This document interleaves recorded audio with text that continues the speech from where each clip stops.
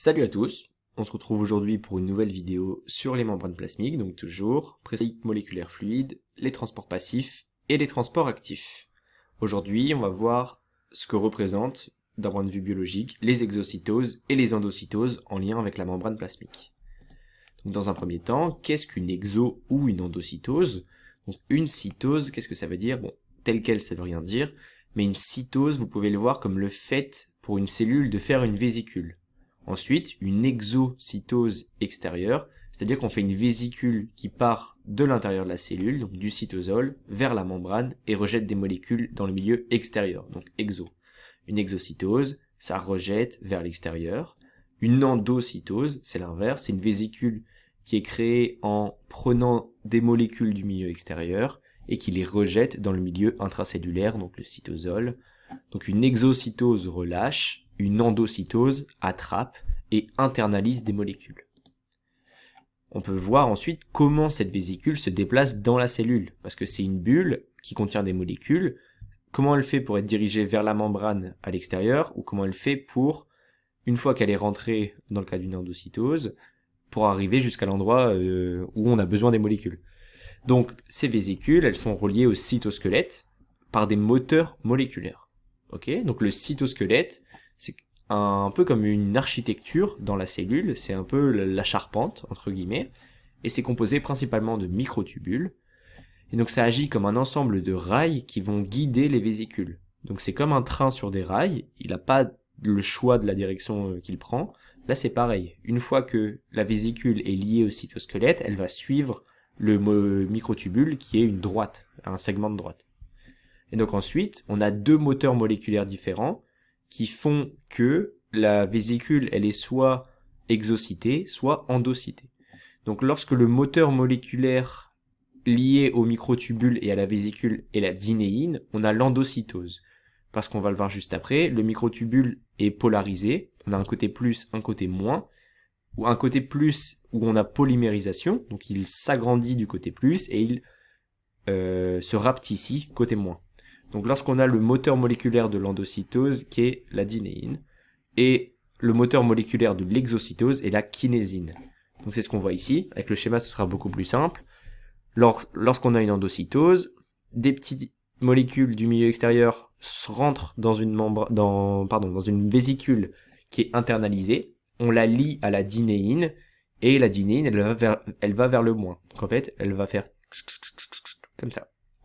Inversement, une vésicule qu'on a dans la cellule qui contient des molécules qu'on a envie d'extérioriser, de rejeter, c'est lié à la kinésine, et hop, donc le long d'un microtubule, qui pourrait être le même par exemple, et bah cette fois-ci, le moteur moléculaire est différent, celui-ci se dirige vers le pôle plus, donc on a exocytose. Maintenant, on peut faire un petit focus sur l'exocytose. Donc on a un type d'exocytose qui va s'appeler l'exocytose constitutive. Et cette exocytose constitutive, en fait, c'est juste des vésicules qui vont arriver, comme ici, dans la membrane. Et en fait, comme on rajoute ça dans la membrane, ça agrandit la membrane. Donc en fait, l'exocytose constitutive, c'est quelque chose qui se déroule en permanence et qui permet de renouveler les membranes. Parce qu'en fait, on rajoute de la matière au niveau des membranes. Donc si on revient à ce schéma-là, cette partie noire-là, une fois qu'elle est ici, ensuite, si on tend, entre guillemets, et qu'on tire à gauche, qu'on tire à droite, eh ben on a une membrane qui va être plus grande, on est d'accord. Donc c'est comme si par exemple je faisais un petit dessin, hop, on a ça ici, qui va devenir, entre guillemets, une droite plus grande, avec, je sais pas si j'ai des couleurs différentes, si, en fait cette partie-là, hop, qui va être cette partie-là, ok, vous imaginez bien. Donc cette endocytose qu'on appelle constitutive, elle se fait elle se fait en permanence, et donc elle permet de renouveler les membranes par rapport de matière, comme on vient de voir.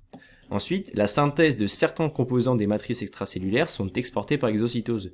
Donc, par exemple, pour les matrices végétales ou les matrices animales, il y a des choses qui sont synthétisées, donc ces molécules violettes, dans la cellule, qu'on a envie d'extérioriser pour construire le milieu extracellulaire. Donc, on fait exocytose. Et enfin, l'exocytose est primordiale pour les cellules sécrétant des hormones qui doivent agir à l'échelle du corps. Donc par exemple, l'insuline elle est sécrétée uniquement dans les îlots de Langerhans des cellules pancréatiques. Donc à ce moment-là, et comme on a besoin de l'insuline partout dans le corps, on a besoin de l'exocité, on a besoin que ça sorte de la cellule. Donc ce qu'on fait, pareil, exocytose, on libère les petites molécules d'insuline qui vont ensuite aller dans le sang et aller jusqu'au récepteur cible. Ok ? Donc là on a vraiment l'ensemble de l'importance de l'exocytose.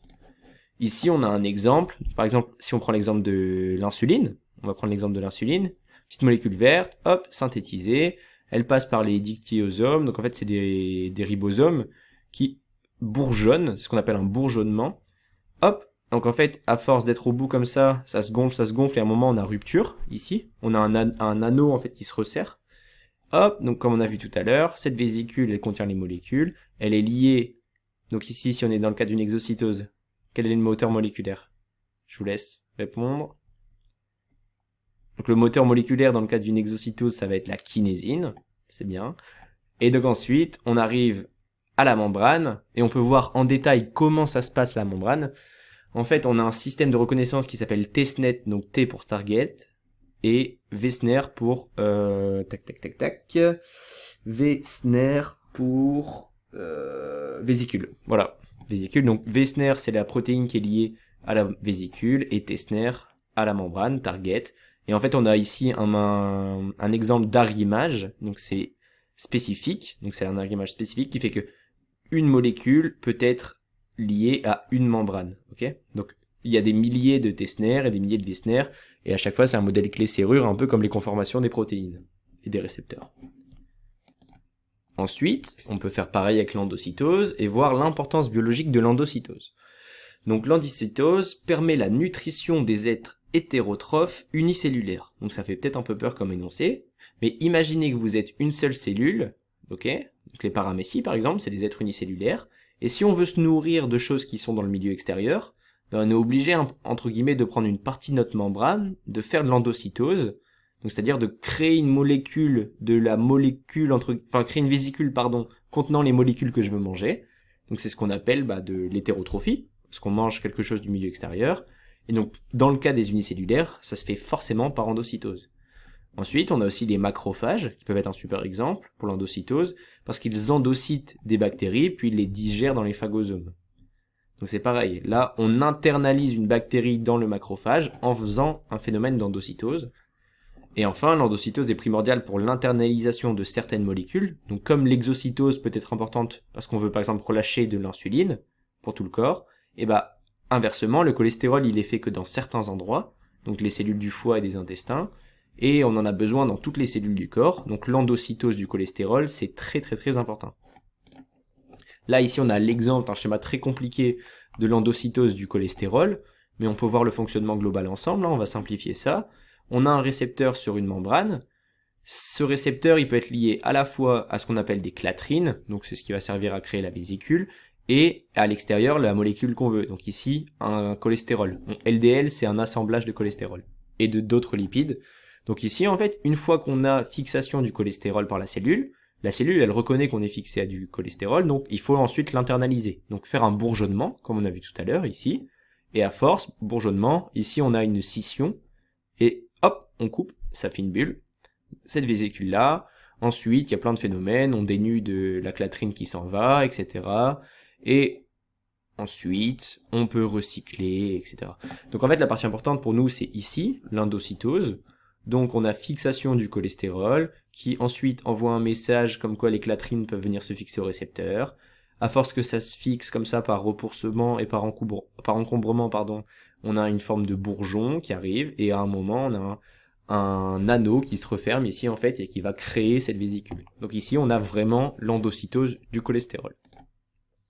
Donc ce qu'il y a à retenir dans cette vidéo, c'est que le mécanisme, j'ai pas précisé, mais ce mécanisme n'entre en jeu que quand les molécules sont trop volumineuses ou encombrantes pour les transports passifs et actifs qu'on a vus précédemment. Donc si vous n'avez pas vu précédemment les vidéos que j'ai faites sur les transports passifs et les transports actifs, je vous invite à les voir, parce que ces vidéos sont très importantes, et en fait, toutes les molécules qui sont petites ou liposolubles,